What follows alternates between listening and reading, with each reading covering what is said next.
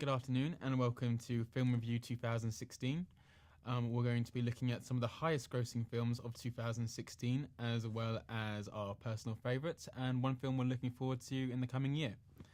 The fifth highest grossing film, which is where we'll be starting, was Rogue One, the science fiction film and new Star Wars film, directed by Gareth Edwards. It is created by Disney and it kind of follows the character Jyn Erso, as played by Felicity Jones, as she works to get the blueprints to the Death Star, starting the beginning of the film New Hope. What did you think of the film? I didn't get the chance to watch it. You haven't had the chance so far? No. But I saw the trailer and it looks really good. I mean, just the location. I mean, all made in CGI. I mean, look like they really expand the Star Wars universe. I mean, sure. And the characters, the CGI characters itself. I mean, they look really real. So technology, sure. About the history, I can say. So you're looking forward to seeing it? Yeah, because I'll see it. So. Well, I like the idea that it has a female lead, which I think is always great for science fiction films. Oh, right. That's good. The fourth highest grossing film was Jungle Book, directed by Jon Favreau, also a Disney film, grossed just slightly under $1 billion. It's based on the 1894 novel by Rudyard Kipling, and it tells the story of Mowgli, an orphan boy raised by animals, and his adventure to kind of find himself. I believe you really enjoyed this film. Yeah, I enjoy. I mean, there's nothing much to say about the story because it's a live adaptation. Yeah, sure. But the way they created for a live adaptation, I mean, is fantastic. I mean, the amount of CGI and the way it looks, I mean, it looks so real. I mean, the forest, it's beautiful. The characters, Shere Khan and King Louis, for example, I mean, they're so real. And I mean, Mowgli is real, of course. Yes, he's very real. But he's a real child. They cannot really. I thought I enjoyed it, but I felt they underused the character Kaa, the snake. Oh, the snake. I thought she had like one very brief scene, and I felt there could have been more to that than that. Yeah. Very underused character. There's more to her, in the movie, yeah. Sure. The third is good. But in general, it's good, yeah. Yeah. The third highest grossing film of 2016 was the comedy adventure film Zootopia, directed by Brian Howard and Rich Moore. It grossed just slightly over $1 billion, and it followed a bunny rabbit. In this world, all people are animals. And it followed a police officer, Judy Hopps, as she was trying to investigate missing animals. Did you see the film? No, I didn't get a chance to watch it. But this movie, and there was another one with animals. The Secret Life of Pets. Yeah, Secret Life of Pets. I mean, they're similar, right? They're similar, focusing on animals and their exploits. And, I'm not sure if they're both made by Disney or if just Zootopia is, but I think they were both. I think the Secret Life of Pets is the same creators of the Guru. The Guru. I'm not too sure myself. Yeah, I think we'll have to take your word on that. Yeah. I thought it was a very good film, a very good kids film that also adults could enjoy. Oh, really? Yeah, I thought it was very enjoyable. Yeah, because the other one, The Secret Life of Pets, is good. Okay. So, the second highest grossing film of 2016 was Finding Dory, a Pixar Disney film. Wow. Directed by Andrew Stanton, who directed Finding Nemo, the original film. This is a follow-up focusing on Dory, who was a supporting character in the original film. Yeah. And she tries to reunite with her parents. Were you a fan of the film? I like it. Yeah, I like it a lot. I mean, how did you feel it measured up to? Because sequels are always so risky. Yeah. Especially if the first one's really loved. If the first one's bad, doesn't matter because you can't disappoint a bad film. But if the first one's so good and iconic, like Finding Nemo, how did you feel it compared to the first film? I mean, the first one, the Finding Nemo, I saw 5 years, I think. Okay. Yeah. But then it wasn't on my mind, and this one, I think is well done. I think it's good. Yeah. The story, the way they made, I mean, the way it flows, I mean, I think it's good. And the character, Dory, I think there is a message behind. I mean, she's mentally ill and she's she's mentally ill. Yeah, she suffered for short memory loss. And I mean, at the end there is a character, an octopus. Yeah. There is. So you enjoyed the octopus character? Yeah. And at the end she looks at him like, I think I remember you. And I mean, it's a message. I mean, it's sweet. It's very sweet. It's Pixar sweet. Yeah, sure. Something like that. The number one highest grossing film of 2016 was Captain America Civil War, a superhero film directed by brothers Anthony and Joe Russo.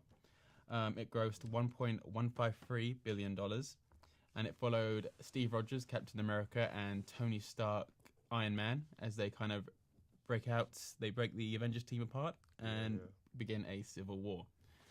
You're a big fan of superhero films? Yeah, I am. And I am a big fan of Steve. Yeah, the fan of Steve. Yeah. Like you know him. Yeah. I mean, I like it. The character himself. I mean, Steve. I mean, the first time I saw a Captain America cover, I was like, okay, it's just a guy in a shield. Yeah. So what's so special about him? Sure. But then, as I keep reading the comics, I mean, I became a fan. And I mean, in this movie, I mean, I think the Captain America Civil War is a good follow-up of the both Captain America movie and the Avengers, the second Avengers. And then the Avengers, I mean, the Captain America and the Iron Man, Tony Stark. I mean, in the first Avengers movie, their relationship is not that good. They didn't get along. Sure. And the second movie, they were starting to get along. I mean, so I was hoping that in this movie, I mean, there was more to see. More development of that relationship. Yeah, and the relationship. But it's not. But it's not disappointing at all because the choice that Steve made at the end, I mean, stood by his best friend. I mean, I think it was expected. Well, let's not spoil the ending. Okay, then I'm sorry. We will now be moving on to our personal favourite, some of our favourite films of 2016. What did you think of 2016 in film? 2016 films, I mean, I'm a superheroes fan, so I gotta say that 2016, I mean, it was kind of disappointing. I mean, for example, there was a big advertising of Batman versus Superman, Dawn of Justice. Yeah. And I mean, the movie was, for me, in my opinion, it was disappointing. I mean, for example, it began when, for example, I mean, Ben Affleck is a good actor. Okay. But I mean, I don't think he fits. Okay, And sure. it was me and a bunch of other fans. I mean, yeah. And then, I mean, the movie itself, I mean, is like 2 hours, almost 3 hours long. See, that's strange to me because does Superman not just win straight away? Yeah. Is that not? I mean, I know Batman has a belt, but Superman just, I mean, he's kind of like God. So Yeah, they look at him as God, I mean. And I mean, Superman is Superman, I mean. And this Superman, I mean, I don't see him laughing at all. Sure. He should be smiling. But whatever. You want a smiling Superman? I mean, come on, man. In comics, he's a good guy. Sure. I mean, yeah. So I was hoping that I could see him, like a really good guy. He looked like a bad guy. I mean, and then just the trailer. I mean, the trailer just revealed the whole movie. I mean, then what's disappointing? I mean, the DC cast. I mean, sometimes they really disappoint me. Disappoint you personally? Yeah. For me, yeah. For example, Suicide Squad. I mean, it was a movie that all the fans. I mean, in my opinion, they were looking forward to see it. But then, I mean, kind of disappointed. I mean, yeah. For example, the Joker is there, but he's not doing nothing. They could just cut him out of the picture. I mean, they would change nothing. I mean, yes. And then the movie, the flow of the movie, I mean, you really didn't feel it, yes. Okay. But in general, I mean, in my opinion, the movie industry been going down since 2010. But, I mean... Was there any kind of films that stood out to you last year? Warcraft. I like Warcraft. That's the adaptation of the game. Yeah. Okay. So, yeah. So. I played the game, the third game, yeah. Warcraft, the third game. I like it. And the movie is good. In my opinion, it's good. I mean, it's not... They changed a couple things, of course. They should. But it's good. For me, it's good. I mean, and in a long time that I didn't see a fantasy movie that good. I mean, since Lord of the Rings, I didn't really see a fantasy movie that was really that good in terms of imagery, story, the way it flows. I mean, it was good. For me, it was good. Warcraft. And for you? For myself, 2016 was an interesting year in film.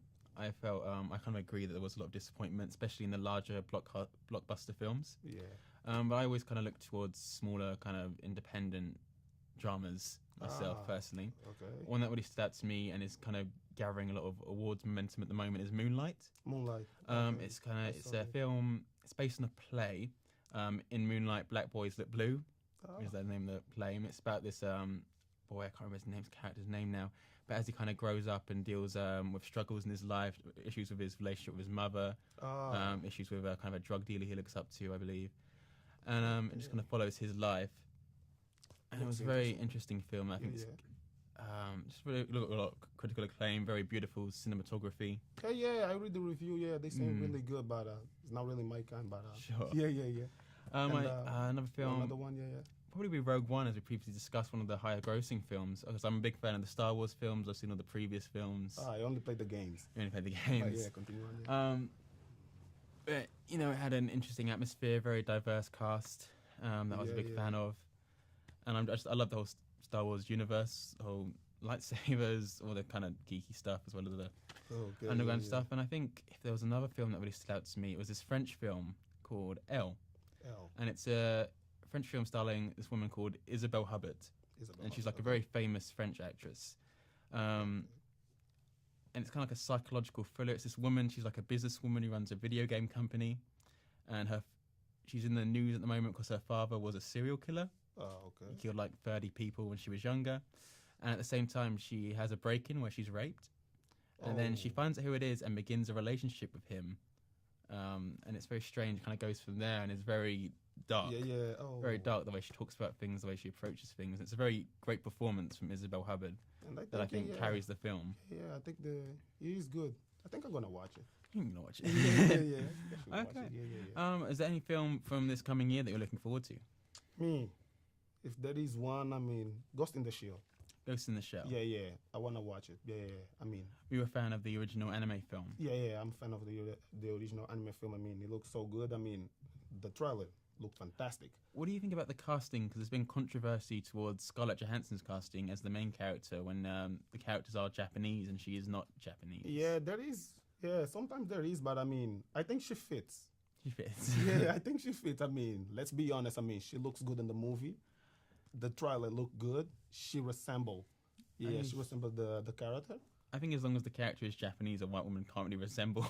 Yeah, I mean, sometimes they it's do that. I debatable. mean, for example, there was this movie in 2014. There was this movie, God of Egypt. I mean, it was a negative Yes. response as well. I mean, yeah, because it's located in Egypt and And all the Egyptians were white, I think. yeah, and yeah, they yeah, aren't yeah, white. yeah. Yeah, it didn't really work. But I mean, sometimes Hollywood does that. But Yeah. I mean, I think I'm really looking forward to personally is Train Spotting 2. Which is, I a saw sequel. I saw the posters everywhere. Yeah, Yeah. it's a sequel to the mid-90s Danny Boyle. I think Danny Boyle is also directing this one film regarding there were drug addicts in the original film. Ewan McGregor playing Mark Renton and his kind of Oh. gang experimenting with drugs. And in this film, it just kind of picks up on his life again as he kind of goes back to Scotland and meets those people from the previous film and kind of picks up on their lives. And I'm very excited about it. I think it's getting think good it will reviews be- from. When is the premiere? I believe it's just next week. Really? It's very soon. It's coming up very soon. Okay. And I'm very excited for it. Ghost in the Shell as well next week. Ghost in the Shell next week. 25. Me versus you. Me versus you. Okay. All right. let's Well, watch that it. was our reviews of films from 2016, the top grossing, as well as ones we are looking forward to this year. Thank you very much for joining us.